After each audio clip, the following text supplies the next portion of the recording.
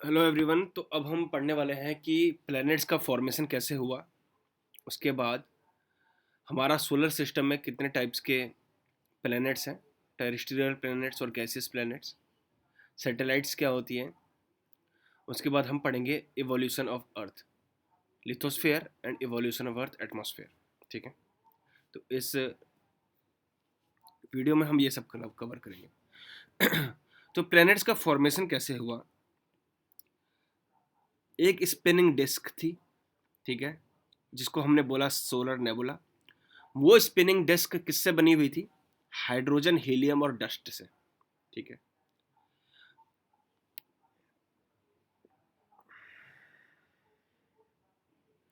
इस तरीके का एक स्पिनिंग डिस्क था। स्पिनिंग डिस्क किससे बना हुआ था? हाइड्रोजन, हीलियम और डस्ट पार्टिकल से। अब हाइड्रोजन, हीलियम, डस्ट पार्टिकल से जो स्पिनिंग डिस्क था, उसने क्या किया, आपस में वो एक्यूमुलेट होना शुरू हुए। कोलेंस जिसे बोलते हैं, छोटे छोटे छोटे छोटे डस्ट पार्टिकल्स आपस में एक्यूमुलेट हुए। एक्यूमुलेट या फिर कोलेसेंस भी बोलते हैं। कोलेसेंस क्या होता है? जब दो, मान लो दो पानी की ड्रॉप्स हैं, दोनों पानी की ड्रॉप्स मिलके जब बड़ी ड्रॉप्स बनाती है उसको बोलते हैं कोलेसेंस। ठीक है, या कोलैप्स भी हो सकते हैं। ठीक है, तो ये जो डस्ट पार्टिकल्स, ये दोनों क्या हुए? एक्यूमुलेट होना शुरू शुरू हुए। और एक्यूमुलेट होने के बाद इन्होंने क्या चीज़ का फॉर्मेशन किया? छोटे छोटे प्लैनेट्स, बहुत छोटे प्लैनेट्स। इन छोटे प्लैनेट्स को बोला गया प्लैनेटिसिमल्स। और क्योंकि टाइम स्पेस फैब्रिक में इसका मास बढ़ा और मास बढ़ने से इसकी ग्रेविटी बढ़ी, तो प्लैनेटिसिमल्स जिनका डायमीटर लगभग 1000 मीटर के आसपास था, वो धीरे धीरे धीरे धीरे और बड़ा होने लगा। ठीक है,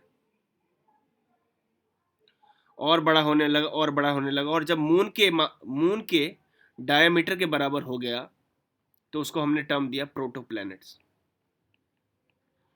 और फिर प्रोटोप्लैनेट्स में और एक्यूमुलेशन और अट्रैक्शन हुआ किसका? डस्ट पार्टिकल्स का। और वो प्रोटोप्लैनेट्स ने एक बिगर प्लैनेट्स का फॉर्मेशन किया। बिगर प्लैनेट्स का फॉर्मेशन किया। ठीक है,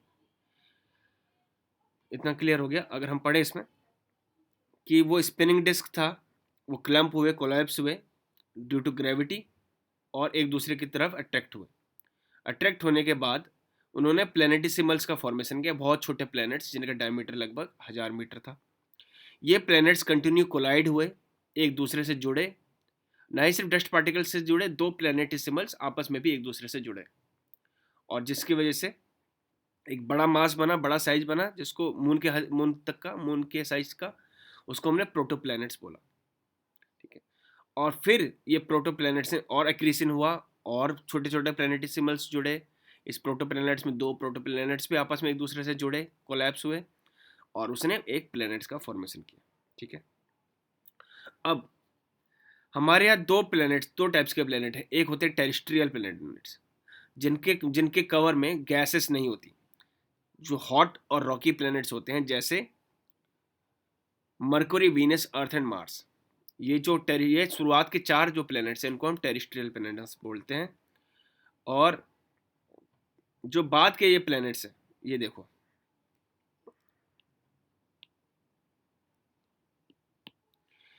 मरकरी, वीनस, अर्थ और मार्स, इसको हम टेरेस्ट्रियल प्लैनेट बोलते हैं। फिर बीच में आती है ये एस्टेरॉयड बेल्ट। ये एस्टेरॉयड बेल्ट वही है, वही डस्ट पार्टिकल्स है जो आपस में जुड़ जुड़ के थोड़े से बड़े हो गए, प्लैनेटिसिमल्स तक हो गए हैं, या फिर उससे थोड़े से छोटे हैं। ठीक है, लेकिन अभी इन्होंने कंप्लीट फॉर्मेशन नहीं किया है। इसमें भी बीच बीच में कुछ कुछ प्रोटोप्लैनेट्स हैं। जैसे इसमें एक सीरिस करके एक प्रोटोप्लैनेट है। कौन सा? सीरस करके एक प्रोटोप्लैनेट है, जो प्लैनेट नहीं है लेकिन एस्टेरॉयड बेल्ट में रोटेट करता है और सन के अराउंड रिवॉल्व करता है। उसके बाद जुपिटर, सैटर्न, यूरेनस और नेपच्यून को हम क्या बोलते हैं? Gaseous planet. शुरुआत वालों को क्या बोलते हैं? टेरेस्ट्रियल प्लैनेट, बिकॉज मेनली ये रॉक से बने हुए हैं। और ये आखिरी के चार, ये गैसेस से बने हुए हैं, क्योंकि इनका जो गैसेस था, इनका इनमें बस कोर कोर रह गया। मेनली जो कोर कोर मतलब कोर इनका जो रॉक से बना हुआ था, और उसके बाहर बाहर जो गैसेस थी, ये सोलर वेव्स की वजह से पूरी कंप्लीटली रिमूव हो गई। सोलर वेव्स ने इनको कंप्लीटली रिमूव कर दिया, क्योंकि बहुत सन के पास थे। इनकी गैसेस को सोलर वेव्स ने कंप्लीटली रिमूव नहीं किया, इसलिए आज भी ये मैक्सिमम कवर इनका गैसेस से ही है। कौन से गैसेस है इसमें? हाइड्रोजन और हीलियम। ठीक है, तो जुपिटर, सैटर्न, यूरेनस और नेपच्यून ये क्या है? ये गैसियस प्लेनेट है। उसके बाद नेपच्यून के बाद एक क्यूपर बेल्ट आती है। क्यूपर बेल्ट उसी तरह से है जैसे ये एस्टेरॉयड बेल्ट है ना, उसी तरह से क्यूपर बेल्ट भी है। इसमें भी छोटे छोटे बहुत सारे प्लूटो प्लैनेट्स हैं, बहुत सारे ड्वार्फ प्लैनेट्स भी हैं, जैसे प्लूटो। प्लूटो हमारा क्यूपर बेल्ट में ही है। ठीक है, उसके अलावा बहुत सारे रॉकी स्ट्रक्चर्स हैं छोटे छोटे। ठीक है, ये नेपच्यून के बाद है, ये क्यूपर बेल्ट है। ठीक है, ये है हमारा सोलर सिस्टम। अब अगर हम अपने प्लैनेट्स की बात करें तो हमारा प्लैनेट लगभग 4.454 बिलियन ईयर्स अगो बना, हमारा अर्थ। ठीक है, it is the only planet जो हम जानते हैं दैट सपोर्ट्स लाइफ, क्योंकि ये गोल्डी लॉक जोन में है। गोल्डी लॉक वो जोन होता है कि जहाँ का टेम्परेचर, जहाँ का तापमान उतना ही हो कि पानी लिक्विड फॉर्म में एग्जिस्ट कर सके। अगर ज़्यादा गर्म होगा तो पानी किस में बदल जाएगा? भाप में बदल जाएगा, वाटर वेपर में रहेगा। ठीक है, हर प्लैनेट्स में लगभग वाटर वेपर में पानी है। ठीक है, अगर ज़्यादा ठंडा होगा तो केवल आइसी फॉर्म में रहेगा। मार्स में पानी है, वाटर है, पर वो कंप्लीटली आइस फॉर्म में है।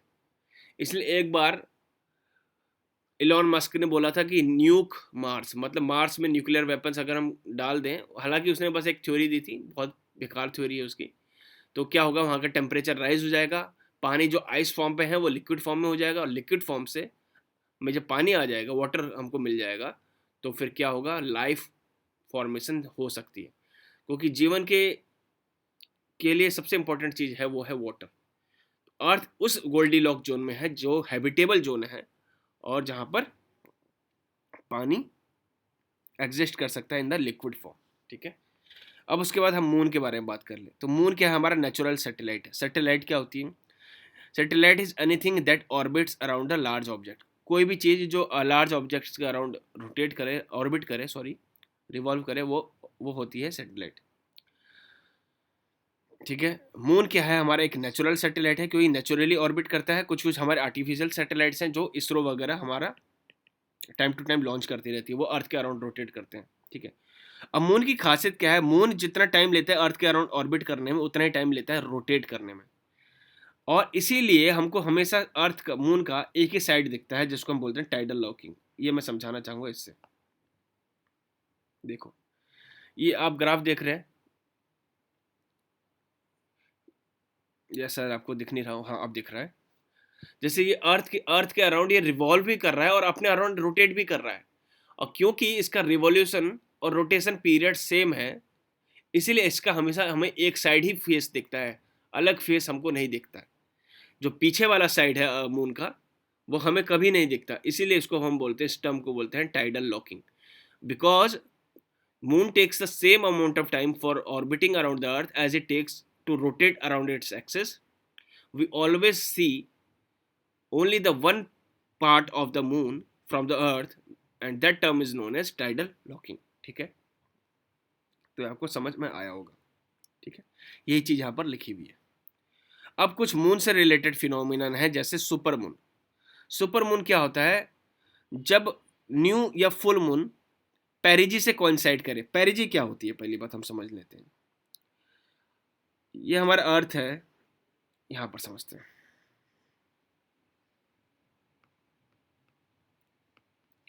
पेरिजी क्या होती है?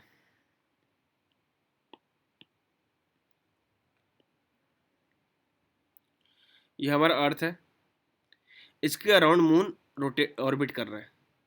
तो ये कंप्लीट जो ऑर्बिट है जिसके अराउंड ये मून रिवॉल्व कर रहा है, ये ऑर्बिट कंप्लीटली सर्कल नहीं है।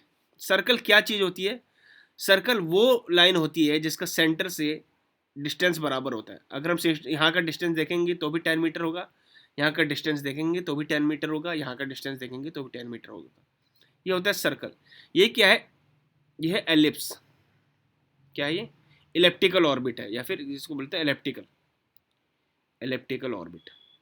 एलिप्टिकल ऑर्बिट में सेंटर से दूरी उस लाइन की हमेशा अलग होती है।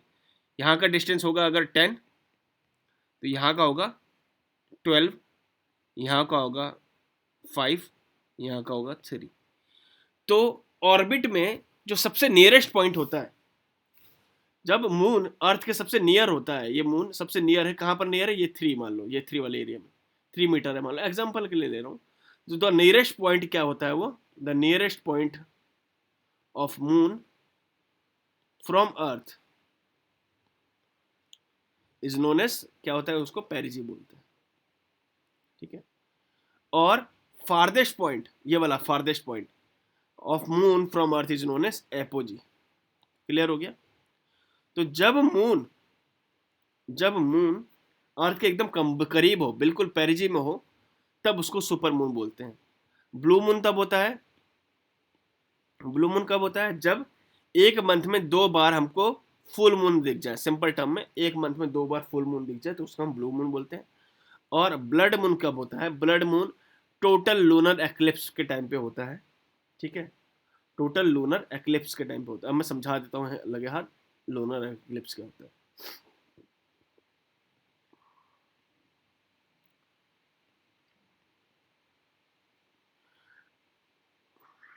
हमको पता है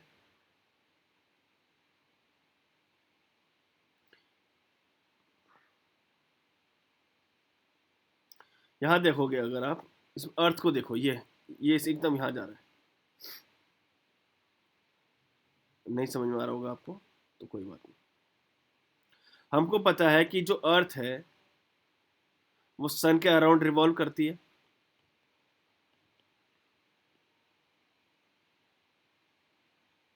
ये अर्थ है। और जो मून है वो अर्थ के अराउंड रिवॉल्व करता है, ये मून है। कभी कभी ऐसा कंडीशन आती है और मून हमको हमेशा चमकता हुआ दिखता है, ठीक है ना। मैक्सिमम टाइम में हमको रोटेट करता हुआ दिखता है, बशर्ते वो opposite side of the earth में ना हो, हमारे अपोजिट हेमिस्फेयर में ना हो, ठीक है। तो मून ऐसे रोटेट करता है, और कई कई बार ऐसा आता है कि मून यहाँ पर आ जाए, मून यहाँ पर आ जाए, कहाँ पर आ जाए, यहाँ पे, ठीक है।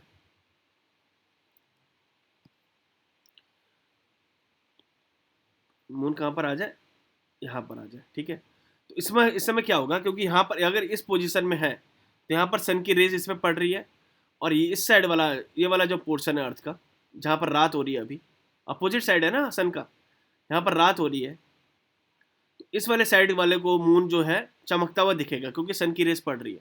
लेकिन जब ये स्ट्रेट लाइन में आ जाते हैं सन, मून और अर्थ, तब क्या होता है, सन की जो रेज है वो मून पे नहीं पड़ती, सन की रेस मून पे नहीं पड़ती, जिस वजह से सन फुल मून वाले दिन भी, फुल मून मतलब जिस समय हमको सन मून चमकता हुआ दिखता है, पूर्णिमा जिसे बोलते हैं, उस वाले दिन भी मून हमको नहीं दिखता। क्यों नहीं दिखता, क्योंकि सन की जो रेज है वो मून पे नहीं पड़ रही है, अर्थ बीच में ऑब्स्ट्रक्शन पैदा कर रहा है। अर्थ क्या कर रहा है, बीच में ऑब्स्ट्रक्शन पैदा कर रहा है, जिस वजह से सन की रेज नहीं पड़ रही है और मून हमको नहीं दिख रहा है even on the day of full moon. देखो फुल मून क्या होता है, पूर्णिमा, जिस दिन हमको मून पूरा चमकता हुआ दिखता है। न्यू मून क्या होता है, अमावस्या, जिस समय अंधेरा रहता है, ठीक है। वैसा अमावस्या वाली रात तब होती है जब मून यहाँ पर आ जाता है, कहाँ पर, यहाँ पर मून आ जाएगा तो इस वालों को तो मून दिखेगा दिन में, लेकिन दिखता नहीं है क्योंकि सूर्य की रोशनी इतनी तेज होती है कि दिखता नहीं है। लेकिन रात वालों साइड वालों को मून दिखेगा ही नहीं, क्योंकि मून को दिखने के लिए यहाँ पर होना चाहिए ना। मून जब यहाँ पर होता है नॉर्मली और सन की रेस पड़ रही है किसी भी तरह से, तो क्या होता है, तब हमको पूर्णिमा होती है। लेकिन किसी कंडीशन से अर्थ इसकी रेस को ऑब्स्ट्रक्ट कर रहा है और सन की जो रेज है वो मून तक नहीं पहुंच पा रही, तो पूर्णिमा वाले दिन में अगर रात होती है तो उसको हम बोलते हैं लूनर एक्लिप्स, ठीक है। थोड़ा खुद समझना, थोड़ा खुद डाउट्स क्लियर करना। अब लूनर एक्लिप्स वाले दिन, लूनर एक्लिप्स हुआ, सन है, अर्थ है, ये मून है, ठीक है। लूनर एक्लिप्स वाले दिन सन की रेज जो हैं वो किसी तरह से अर्थ से रिफ्लेक्ट होके यहाँ पर पड़ रही है, अर्थ से रिफ्लेक्ट होके मून तक जा रही है। हमको पता है कि जो सन की रेज में, ध्यान से सुनना इस बात को, वेरी इंपॉर्टेंट है, 7 कलर्स होते हैं जिसको हम सिंपल टर्म्स में बोलते हैं विबग्वायर। वायलेट, इंडिगो, हमारे इंद्रधनुष में भी, रेनबो में भी 7 कलर्स होते हैं, ब्लू, ग्रीन, येलो, ऑरेंज और रेड। रेड की जो वेवलेंथ होती है वो होती है लार्ज वेवलेंथ। वायलेट की वेवलेंथ होती है, वो होती है स्मॉल वेवलेंथ। सिंपल सा इतना है, अभी याद रखो वेवलेंथ क्या होती है, वो हम बाद में पढ़ेंगे कभी। तो वेवलेंथ, जिसकी लार्ज वेवलेंथ होती है वो ज़्यादा तक दूर तक ट्रांसफर हो सकता है, ज़्यादा दूर तक ट्रैवल कर सकता है। शॉर्ट वेवलेंथ क्या होते हैं, वो डिस्पर्स हो जाते हैं। जो लार्ज वेवलेंथ के होते हैं वो डिस्पर्स नहीं होते, वो ज़्यादा दूर तक ट्रैवल कर सकते हैं बिना किसी ऑब्स्ट्रक्शन के। इसीलिए जो ट्रैफिक लाइट होती है, जो स्टॉप वाली साइन होता है, वो रेड रेड कलर का इसीलिए होता है कि दूर से भी हमको रेड कलर दिख जाता है और ब्लू कलर दूर से नहीं दिखता। ठीक है, इसीलिए ट्रैफिक लाइट भी हम रेड लाइट रखते हैं। तो ये जो रेड लाइट है वो अर्थ से टकरा के मून तक जाती है और जिस वजह से मून हमें रेड दिखता है। ठीक है ना, इसी को हमने बोलते हैं रेड मून या फिर ब्लड मून बोलते हैं। क्या, इसीलिए हम इसे रेड मून या ब्लड मून बोलते हैं। It is the name given for a view of the moon during total lunar eclipse.